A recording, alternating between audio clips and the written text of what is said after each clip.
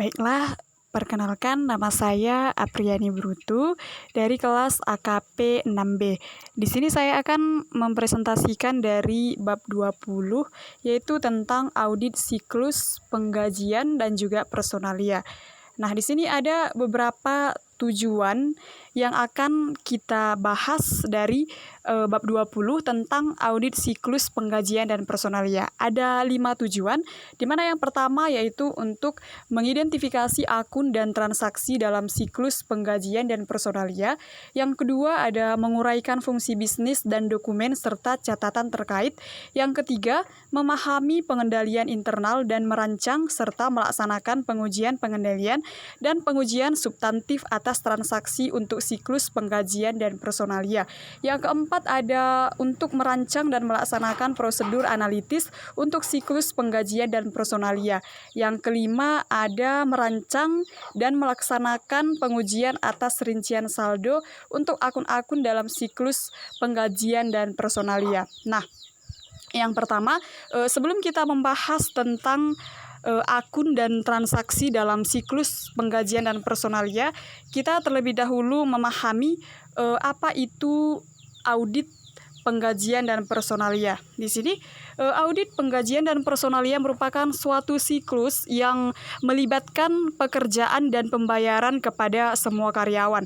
Nah, karyawan di sini termasuk ke dalam tenaga kerja, di mana tenaga kerja adalah pertimbangan yang penting dalam penilaian persediaan perusahaan manufaktur, perusahaan konstruksi, dan juga industri lainnya. Nah, jadi penilaian dan pengalokasian biaya tenaga kerja yang tidak dapat menimbulkan salah saji laba bersih yang material. Nah, audit atas siklus penggajian dan personalia mencakup pemahaman tentang mulai dari pengendalian internal, penilaian resiko, pengendalian, pengujian pengendalian substantif atas transaksi, prosedur analitis, serta pengujian atas rincian saldo. Nah, setelah kita memahami apa itu audit dari penggajian dan personalia, kita akan membahas atau saya akan menjelaskan tentang perbedaan utama siklus penggajian dan personalia dengan siklus-siklus lainnya. Nah, di sini kita bisa melihat bahwa ada 3 perbedaan utama antara siklus penggajian dan personalia. Yang pertama adalah hanya ada satu kelas transaksi untuk penggajian. Di sini kita bisa melihat perbedaannya bahwa pada sebagian besar siklus, misalnya pada penjualan dan juga penagihan, memasukkan setidaknya ada 2 transaksi, yaitu ada transaksi penjualan tertagih dan juga ada penerimaan kas, dan seringkali melibatkan retur penjualan serta penghapusan piutang tak tertagih. Namun, pada siklus penggajian hanya memiliki satu kelas karena penerimaan jasa dari karyawan dan pembayaran jasa tersebut melalui penggajian biasanya terjadi dalam periode waktu yang singkat. Nah, itu adalah yang perbedaan yang pertama. Nah, perbedaan yang kedua, transaksi pada umumnya jauh lebih signifikan ketimbang akun neraca terkait. Nah, di sini maksudnya adalah akun-akun yang terkait dengan penggajian seperti penggajian akrual dan potongan pajak biasanya bernilai kecil dibandingkan dengan total transaksi selama tahun bersangkutan. Nah, yang ketiga ada pengendalian internal terhadap penggajian sudah efektif bagi hampir semua perusahaan, bahkan perusahaan yang kecil sekalipun. Nah, di sini maksudnya adalah ketatnya regulasi pemerintah negara bagian ataupun federal telah mendorong pengendalian yang sekecil sekalipun yang efektif atas pemotongan dan pembayaran pajak penggajian. Selain itu, masalah moral karyawan juga dapat mengemuka jika karyawan tidak diberi gaji atau diberi gaji yang kecil. Nah, karena ketiga karakteristik tersebutlah, maka ketika mengaudit penggajian biasanya auditor menekankan pengujian pengendalian, pengujian substantif atas transaksi, dan juga prosedur analitis. Itulah yang merupakan perbedaan utama antara siklus penggajian dan dengan siklus-siklus yang lainnya. Selanjutnya kita masuk ke dalam bahasan tentang akun dan transaksi dalam siklus penggajian dan juga personalia. Di sini tujuan keseluruhan dari audit siklus penggajian dan personalia adalah untuk mengevaluasi apakah saldo akun yang terpengaruh oleh siklus tersebut telah dinyatakan secara wajar sesuai dengan prinsip. Nah, di sini ada beberapa akun dan dalam siklus penggajian dan personalia yang mungkin tidak saya tuliskan tetapi akan saya sebutkan. Yang pertama ada akun upah, gaji, bonus, dan komisi akrual, ada akun kas di bank, ada akun tenaga kerja langsung, ada pemotongan pajak penghasilan dan pengurangan lainnya, ada beban pajak gaji akrual dan juga beban pajak gaji. Itu termasuk akun-akun dalam siklus penggajian dan personalia. Selanjutnya kita akan membahas tentang fungsi bisnis dalam siklus penggajian dan personalia. Nah, di sini siklus penggajian dan personalia dimulai dengan merekrut karyawan dan diakhiri dengan membayar karyawan tersebut atas jasa yang mereka laksanakan dan pemotongan pajak oleh pemerintah serta institusi lain dan pajak gaji serta manfaat akrual. Jadi, siklus tersebut melibatkan perolehan jasa dari karyawan yang konsisten dengan tujuan perusahaan dan akuntansi yang tepat untuk jasa tersebut. Nah, di sini kita akan membahas atau saya akan menjelaskan tentang ada berbagai fungsi dokumen terkait serta pengendalian internal dalam siklus penggajian dan personalia. Yang pertama ada fungsi dari kepegawaian dan juga penetapan pegawai. Di sini ada beberapa dokumen terkait yang termasuk ke dalam kepegawaian dan juga penetapan pegawai. Yang pertama ada catatan kepegawaian, yang kedua ada formulir otorisasi, yang ketiga ada formulir otorisasi tarif, dan formulir ini berfungsi untuk memberitahu petugas pengelola waktu dan penyiapan pembayaran gaji atas pegawai baru, otorisasi perubahan awal dan periode atas tarif pembayaran dan juga tanggal pemutusan hubungan kerja. Nah, ada fungsi yang kedua yaitu fungsi pada saat pengelolaan waktu dan penyiapan pembayaran gaji. Adapun dokumen yang terkait yang termasuk ke dalam pengelolaan waktu dan penyiapan pembayaran gaji ada yang pertama ada kartu absen, ada tiket waktu kerja, ada file transaksi penggajian, ada jurnal penggajian, ada berkas induk penggajian. Nah, di sini pengendalian internal yang diperlukan pada saat melakukan pengelolaan waktu dan penyiapan pembayaran gaji adalah penggunaan pencatatan waktu atau metode lain untuk menjamin bahwa pegawai dibayar menurut jam kerja. Nah, jadi ketika melakukan pengendalian internal, jadi di sini tidak ada lagi yang namanya melakukan kecurangan pada saat pembayaran karena di sini menjamin bahwa pegawai dibayar menurut jam kerja dan menggunakan dokumen-dokumen terkait yang termasuk ke dalam pengelolaan waktu. Yang ketiga ada pembayaran gaji. Nah, dokumen yang terkait pada pembayaran gaji ada cek gaji atau payroll check untuk mencegah transaksi pembayaran gaji yang tidak diotorisasi. Yang kedua ada rekonsiliasi rekening bank penggajian untuk menemukan kesalahan dan kecurangan. Di sini ada pengendalian internal yang bisa dilakukan adalah pembatasan otorisasi penandatanganan cek oleh orang yang tidak mempunyai akses terhadap pengendalian waktu atau penyiapan gaji, distribusi gaji oleh orang yang tidak terlibat fungsi lain, penyetoran kembali gaji yang tidak diambil.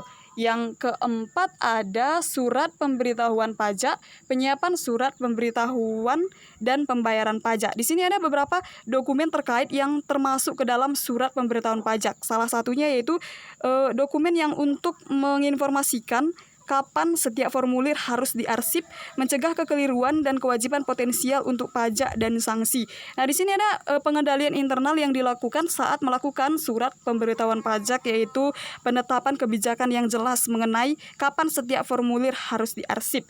Itu adalah penjelasan dari beberapa fungsi dokumen terkait dan juga pengendalian internal. Nah, selanjutnya saya akan menjelaskan ada beberapa metodologi untuk merancang pengujian pengendalian dan pengujian substantif atas transaksi. Nah, jadi bagi seorang auditor ketika melakukan metodologi untuk merancang pengujian pengendalian dan pengujian substantif atas transaksi, ada beberapa metodologi yang dilakukan. Yang pertama yaitu memahami pengendalian internal. Nah, pada saat melakukan pemahaman terhadap pengendalian internal, di sini seorang auditor dapat mengidentifikasi pengendalian, menentukan defisiensi yang signifikan serta menemukan kelemahan yang material. Nah, metodologi yang kedua adalah menilai resiko pengendalian yang direncanakan. Nah, di sini ada beberapa ada beberapa resiko pengendalian yang direncanakan. Dengan menggunakan pengendalian kunci bagi siklus penggajian dan personalia dapat ditentukan resiko pengendaliannya. Yang pertama dengan cara melakukan pemisahan tugas yang memadai. Nah, di sini maksud dari pemisahan tugas yang memadai merupakan hal yang penting dalam siklus penggajian dan personalia, terutama untuk mencegah pembayaran berlebih dan pembayaran kepada karyawan yang tidak ada atau fiktif. Yang kedua adalah otorisasi yang tepat. Nah, otorisasi yang tepat adalah mengotorisasi untuk menambah dan menghapus karyawan dari daftar penggajian atau mengubah tingkat upah serta potongan. Yang ketiga ada dokumen dan catatan yang memadai. Nah, di sini maksudnya dokumen dan catatan yang memadai tergantung pada sifat sistem penggajian. Kartu waktu atau catatan memang diperlukan untuk karyawan per jam atau paruh waktu, tetapi tidak untuk karyawan tetap. Untuk karyawan yang dibayar berdasarkan tingkat potongan atau sistem insentif lainnya, diperlukan catatan yang berbeda. Lalu selanjutnya ada pengendalian fisik terhadap aset dan catatan. Akses ke cek gaji yang belum ditandatangani harus dibatasi. Cek harus ditandatangani oleh karyawan yang bertanggung jawab dan penggajian harus didistribusikan oleh seseorang yang independen dari fungsi penggajian dan pencatatan waktu.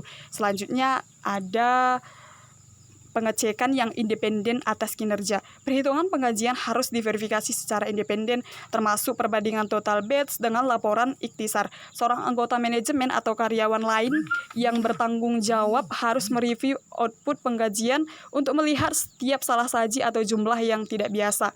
Yang selanjutnya ada penyiapan formulir pajak penggajian, ada pembayaran potongan pajak penggajian dan potongan lainnya secara tepat waktu, ada pengujian atas karyawan yang tidak ada pengujian atas kecurangan waktu. Nah, di sini saat menilai resiko pada pengujian atas kecurangan waktu terjadi apabila seorang karyawan melaporkan waktu yang lebih banyak dari yang sebenarnya dikerjakan karena kurangnya bukti yang tersedia. Biasanya sulit bagi auditor untuk mengungkapkan kecurangan waktu. Nah, di sini salah satu prosedur adalah merekonsiliasi total jam yang dibayar menurut catatan penggajian dengan catatan jam kerja yang independen seperti yang seringkali diselenggarakan oleh pengendalian produksi perangkat lunak audit dapat digunakan untuk menguji kelayakan waktu yang dikerjakan atau total yang dibayar kepada setiap karyawan. Yang selanjutnya ada laporan beban yang curang.